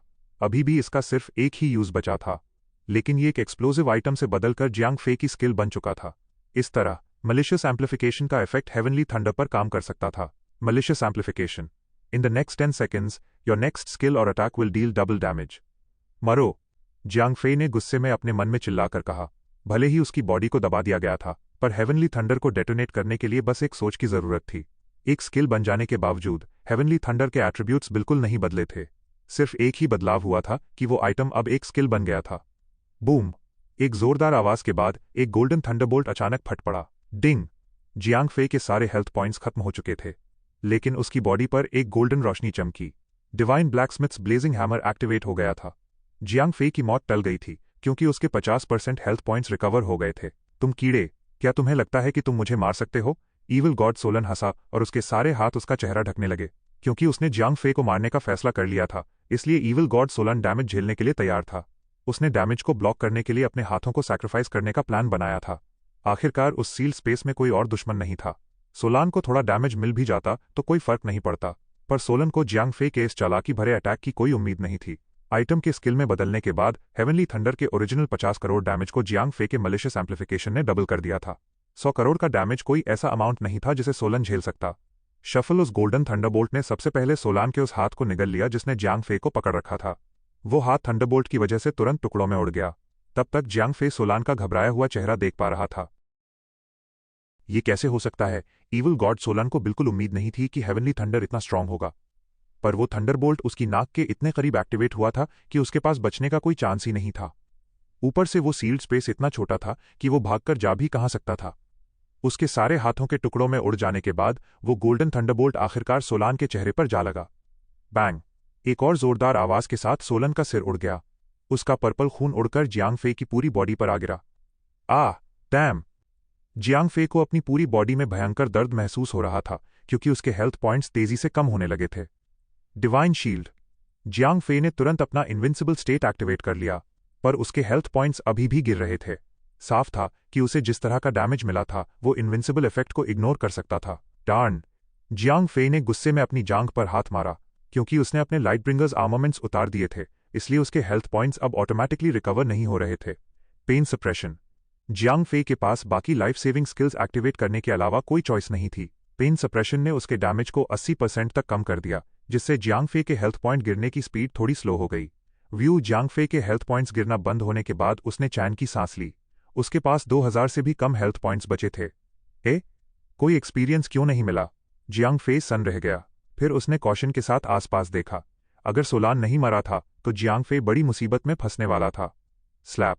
तभी उस चिथड़े उड़ी कॉप्स में से एक छोटा सा ऑक्टोपस उछलकर बाहर आया। Damn you! जियांग फेई ने तुरंत उस छोटे ऑक्टोपस पर जोर से पैर मारा और उसे कुचलकर रख दिया। Ding! You have killed the evil god Solan. Obtained 55 billion experience points and 200,000 gold coins.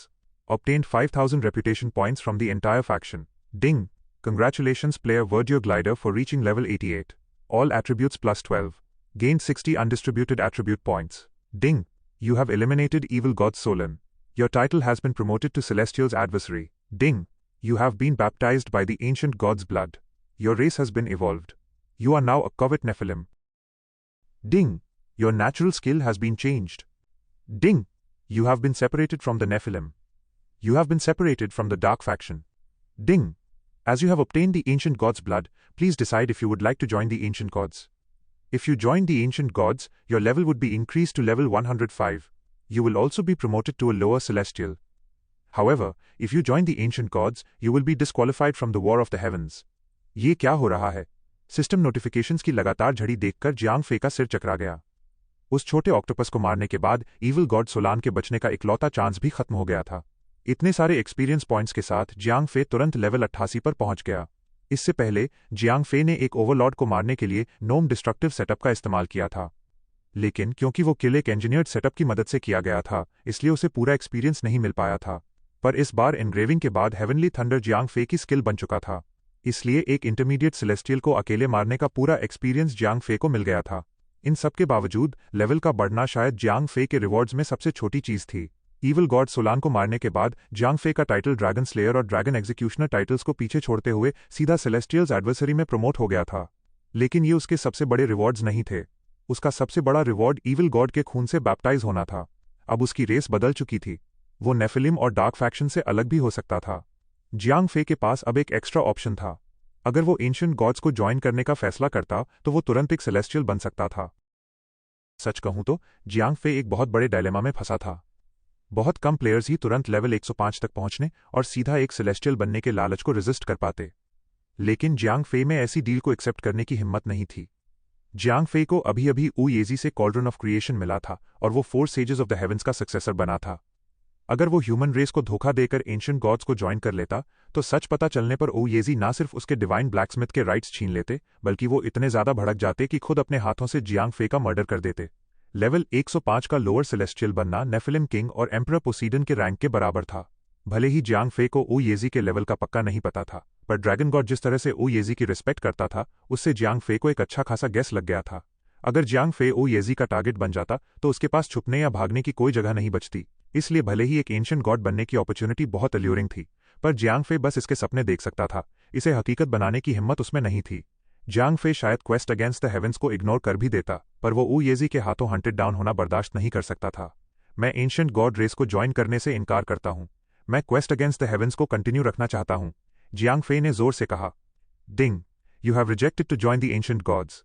Your behavior has earned you the respect of all high humans. Obtained 2000 reputation points from all high human factions. Ding. You have killed a member of the ancient gods. You are now a criminal of the ancient gods. Ding. You have obtained mark of the Godslayer. Ancient God race को join करने का offer reject करने के बाद Jiang Fei को कुछ और system notifications मिले, लेकिन इससे पहले कि जियांग फे इन नोटिफिकेशंस को देख भी पाता, उसे अपने पीछे से एक जानी पहचानी आवाज सुनाई दी। शाबाश लड़के, मुझे पता था कि मैंने सही इंसान को चुना है।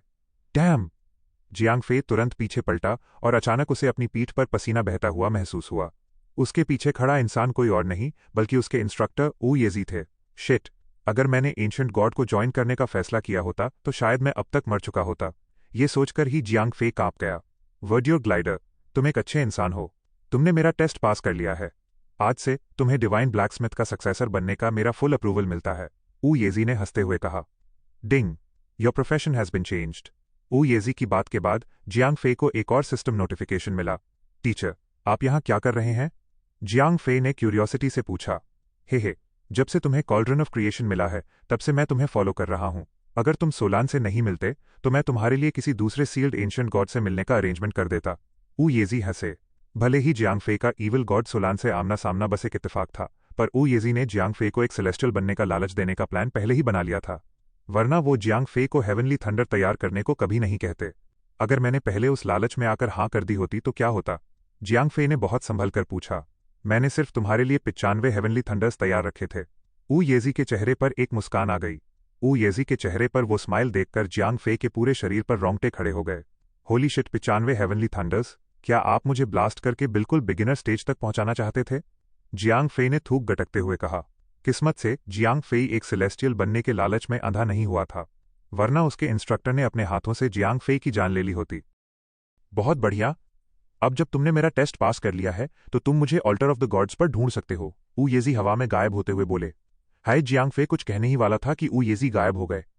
खैर, जियांग फे को अपने इंस्ट्रक्टर के ऐसे अपनी मर्जी से आने जाने की आदत पड़ चुकी थी। खुद को संभालने के बाद जियांग फे ने ईविल गॉड सोलान को मारने पर मिले सिस्टम नोटिफिकेशंस और रिवॉर्ड्स चेक करना शुरू किया। जियांग फे अपने लेवल का चेंज पहले ही देख चुका था।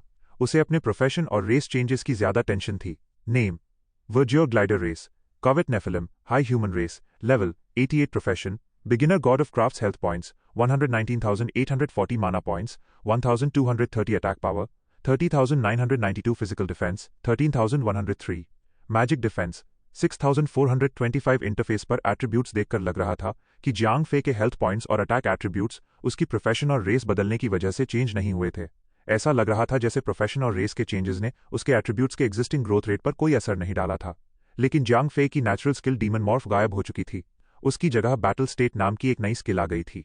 Battle state, you instantly transform into a covet nephilim. You obtain special skills for 1 hour. Cooldown time is 24 hours. Remark, under the Covet Nephilim state, you will deal chaotic damage and have divine defense.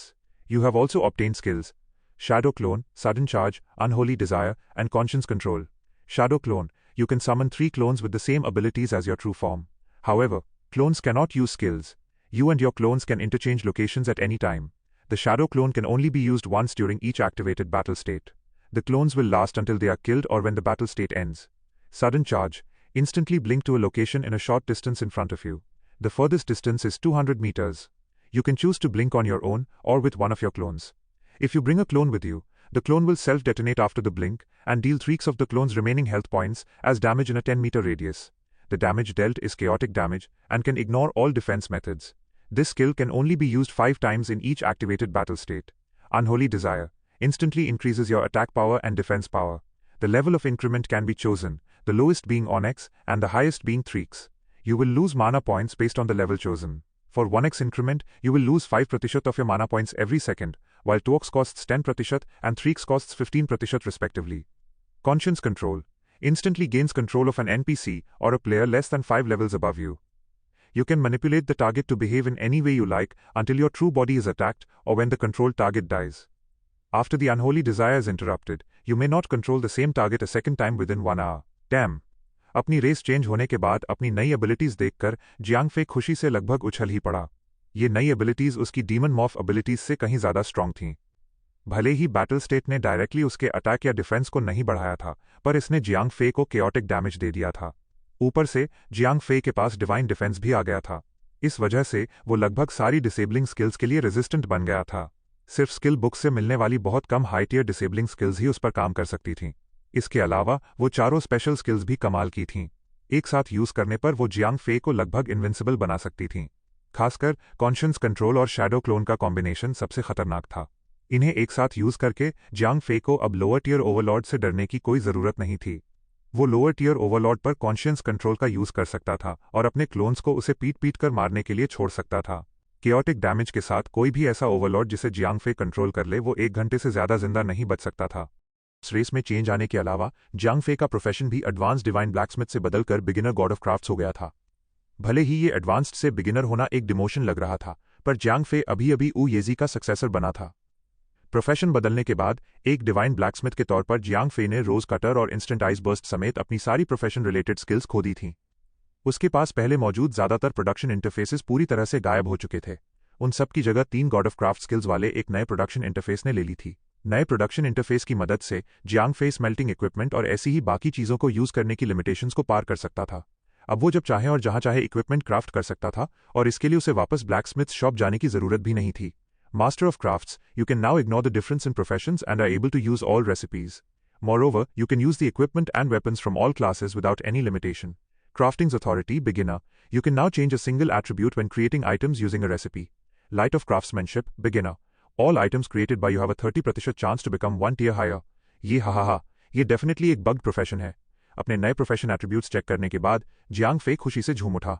God of crafts बनने के बाद Jiang Fei को master of crafts की मदद से दूसरे professions को hold करने की जरूरत नहीं थी।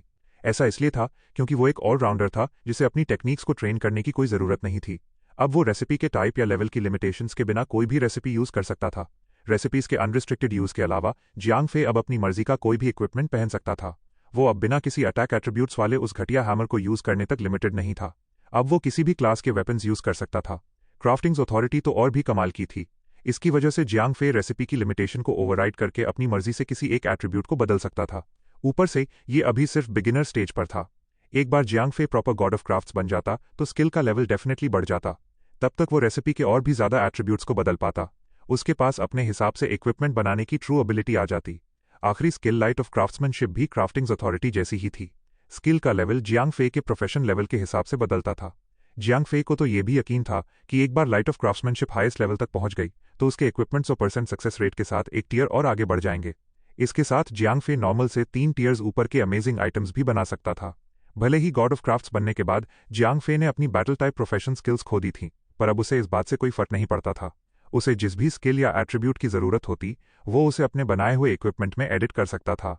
नए प्रोफेशन के अलावा जियांग फे को mark of the god slayer भी मिल गया था। इस मार्क ने जियांग फे को बहुत बड़ा हेडेक दे दिया था।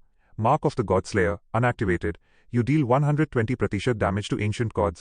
You also acquire a forced title of Mark of the God Slayer. This title cannot be hidden and will definitely be seen by everyone. Remark: once you leave the sealed space, the Mark of the God Slayer will be activated. General तौर पर देखा जाए तो mark of the god slayer का title होना कोई बुरी बात नहीं थी। ये असल में काफी कूल था। इसके अलावा टाइटल ने जियांग फे को एक एडिशनल डैमेज बूस्ट भी दिया था जिसके लिए उसे खुश होना चाहिए था। लेकिन इस टाइटल के साथ बस एक ही इशू था कि इसे हर कोई देख सकता था। जियांग फे पहले ही एंशिएंट गॉड्स का मुजरिम बन चुका था। किस्मत से उनका गुस्सा डिवाइन लाइट गॉड जितना बुरा नहीं था जो जियांग फे को पागलों की तरह ढूंढ रहा था। लेकिन mark of the god slayer के साथ जियांग फे जहां भी जाता वो एक ऑब्वियस टारगेट बन जाता। भले ही ये देखने में कूल लगता था, पर अगर एंशिएंट गॉड्स की किसी भी फोर्स को उसके बारे में पता चल जाता तो जियांग फे गहरे खतरे में पड़ जाता। Ding, the sealed space will collapse after 5 minutes. Player, please leave immediately, otherwise you will be destroyed along with the sealed space. Jiang Fei अभी झिझक ही रहा था कि एक और सिस्टम नोटिफिकेशन आ गया। क्योंकि ईविल गॉड सोलन मर चुका था, इसलिए उस सील्ड स्पेस के बचे रहने का कोई रीजन नहीं था, इसलिए वो जल्द ही कोलैप्स होने वाला था। छोड़ो ये सब, मैं पहले बाहर निकलता हूं। जियांग फे ने सिर हिलाया। भले ही बाहर जाने के बाद mark of the god slayer activate हो जाता, पर अगर जियांग फे वहां से नहीं निकलता तो वो पक्का मारा जाता। क्योंकि जियांग फे सील्ड स्पेस के सेंटर के बहुत करीब था, इसलिए वो बस 2 कदम में ही एंशिएंट टेलीपोर्टेशन पॉइंट तक पहुंच गया। बस उसके आसपास का स्पेस डिस्टॉर्ट होने लगा। अगले ही सेकंड जियांग फे सील्ड स्पेस के बाहर टेलीपोर्ट हो चुका था। आह, ये क्या हो रहा है? जियांग फे अभी बाहर आया ही था कि उसके आसपास खड़ी नागा प्रीस्टेसेस पैनिक करने लगीं। उनमें से किसी ने भी आज तक किसी सैक्रिफाइस को सैक्रिफिशियल ऑल्टर पर वापस लौटते नहीं देखा था। ओ माय गॉड, वो वापस कैसे आ गया? ये पॉसिबल ही नहीं है। क्या हमने सैक्रिफिशियल प्रोसेस में कोई गलती कर दी? जहां छोटी प्रीस्टेसेस पागलों की तरह डिस्कशन कर रही थीं, वहीं मास्टर प्रीस्टेस और 12 मेन प्रीस्टेसेस कंफ्यूजन में एक दूसरे को देखने लगीं। मास्टर प्रीस्टेस के माथे पर पसीने की बड़ी बड़ी बूंदें चमक रही थीं। ये सच नहीं हो सकता, ये सच नहीं हो सकता, मास्टर प्रीस्टेस ने खुद से बड़बड़ाते हुए कहा। व्यू, मैं फाइनली बाहर आ गया। जियांग फे ने चैन की सांस ली। Ding, mark of the god slayer has been activated. Jiang Fei के कानों में एक सिस्टम नोटिफिकेशन की घंटी बजी। उसी वक्त गेम के चैनल पर एक पब्लिक अनाउंसमेंट गूंज उठी। Ding, public announcement. Congratulations player Verdio Glider for eliminating the ancient god Solan. He is the first to acquire the mark of the god Slayer and has obtained 3000 reputation points from the entire faction. लगातार 3 public announcements की वजह से वर्डियो glider का नाम पूरी डॉनलाइट की दुनिया में गूंजने लगा। होली शिट, उसने एक एंशिएंट गॉड को मार दिया। ये कैसे हो सकता है? मुझे नहीं पता, पक्का कोई बहुत टैंकी मॉन्स्टर होगा। क्या तुमने वेबसाइट नहीं देखी? तुम्हें कैसे नहीं पता कि एंशिएंट गॉड क्या होता है? ये लेवल 100 से ऊपर का क्रीचर होता है। ऐसा क्रीचर जो एक स्किल से कुछ 100 ओवरलॉर्ड्स को मार सकता है। तुम पक्का मजाक कर रहे होगे? तुम ही मजाक कर रहे हो। अगर एंशिएंट गॉड सच में इतना इनक्रेडिबल है तो उसे मारा कैसे जा सकता है? बकवास, मैं ब्रदर फे थोड़ी हूं, मुझे कैसे पता होगा? जहां प्लेयर्स आपस में बहस कर रहे थे, वहीं जियांग फे के आसपास की नागा प्रीस्टेसेस अपनी आंखों के सामने हुआ नजारा देखकर लगभग पागल ही हो गई थीं। भले ही वो पब्लिक अनाउंसमेंट्स नहीं देख सकती थीं, पर वो जियांग फे के सिर के ऊपर लिखे words mark of the god slayer साफ देख सकती थीं, जिसने उन्हें अपनी ही आंखों पर शक करने पर मजबूर कर दिया था। इन्हीं प्रीस्टेसेस ने तो जियांग फे को सैक्रिफिशियल ऑल्टर पर भेजा था। भले ही बाकियों को ना पता हो, पर मास्टर प्रीस्टेस और 12 मेन प्रीस्टेसेस को अच्छे से पता था कि सैक्रिफिशियल ऑल्टर के दूसरी तरफ मौजूद बीइंग कोई और नहीं बल्कि उनका ईविल गॉड सोलान था। अब जबकि वो नेफिलिम बिना किसी खरोंच के बाहर आ गया था और उसके सिर पर एक खूनी mark of the god slayer भी था, तो वो बिना पूछे ही समझ गई थी कि क्या हुआ है। उनके सामने खड़े इस नेफिलिम ने ईविल गॉड सोलान को मार दिया था। मास्टर प्रीस्टेस, अब हम क्या करें? एक मेन प्रीस्टेस ने छुपकर मास्टर प्रीस्टेस की स्लीव खींचते हुए पूछा। वो सब बुरी तरह पैनिक करने लगी थीं। ये मास्टर प्रीस्टेस के चेहरे से पसीना टपक रहा था। वो भी पैनिक कर रही थी और उसे बिल्कुल समझ नहीं आ रहा था कि आगे क्या करना है।